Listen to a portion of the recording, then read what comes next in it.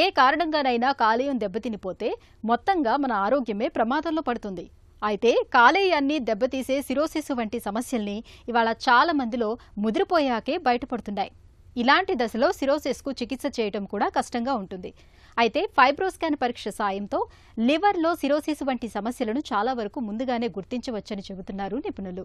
కాలేయాన్ని అణువణువు శోధించి సిరోసిస్ తాలూకు గుట్టుమట్టును సులువుగా బయటపెట్టే ఫైబ్రోస్కాన్ పరీక్ష గురించిన పూర్తి వివరాల్ని డాక్టర్ని అడిగి ఇప్పుడు తెలుసుకుందాం. సో ఫైబ్రోస్కాన్ ఏంటంటే ఇది కొత్త ఈ మధ్య లాస్ట్ 2-3 ఇయర్స్లో వచ్చినటువంటి మిషన్ అనమాట. సో ఇది అల్ట్రాసౌండ్ కన్నా కొంచెం డిఫరెంట్ అనమాట. ఇది చాలా చిన్న మిషన్.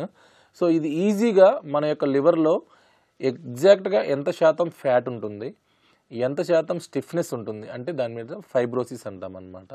అది ఈజీగా మనం అసెస్ చేసుకుంటూ ఉంటాం అనమాట.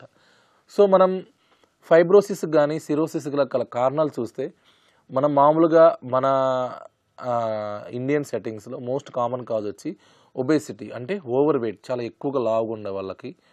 నెక్స్ట్ వచ్చేసరికి ఆల్కహాల్, నెక్స్ట్ వచ్చేసరికి hepatitis B and hepatitis C, viral infections అనమాట.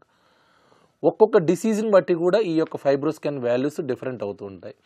ఒక్కొక్క వాల్యూని బట్టి కూడా మనం చెప్పగలం ఈయన ఈ స్టేజ్లో ఉన్నారు అంటే. ఏదైతే ఇటియాలజీ అంటామో దానికి తగ్గట్టు కూడా ఈ ఫైబ్రోసిస్ వాల్యూస్ కూడా చేంజ్ అవుతూ ఉంటుంటాయి. సో ఈ ఫైబ్రోస్కాన్ చేయడం వల్ల మనం ప్రతి ఒక్క లివర్ ప్రాబ్లం ఏవైతే ఉంటాయో అన్నీ కూడా ఈజీగా మనం కనుక్కోగలం. ఒక వ్యక్తి ఆల్కహాల్ తీసుకుంటున్నారు, అతను ఫ్యాటీ లివర్ స్టేజ్ నుంచి ఫైబ్రోసిస్ స్టేజ్కి వెళ్ళిపోయారు. ఇప్పుడు మనం ఆల్కహాల్ ఆయన కంప్లీట్గా ఆపేయమని చెప్తే ఆయనకు ఈ సివియారిటీ తెలిసిపోద్ది. అయ్యో ఈ స్టేజ్లో ఉన్నానా నేను అని ఆయనకు మనం చెప్పినప్పుడు అతను ఆల్కహాల్ మానేస్తే ఈ ఫైబ్రోసిస్ నుండి ఈజీగా నార్మల్గా విత్ ఇన్ 1 ఇయర్లో నార్మల్ అయిపోతారు.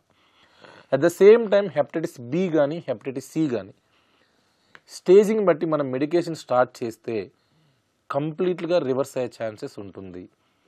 వన్స్ ఫైబ్రోసిస్ నుంచి సిరోసిస్ దాటిపోయారంటే ఏమీ చేయలేము.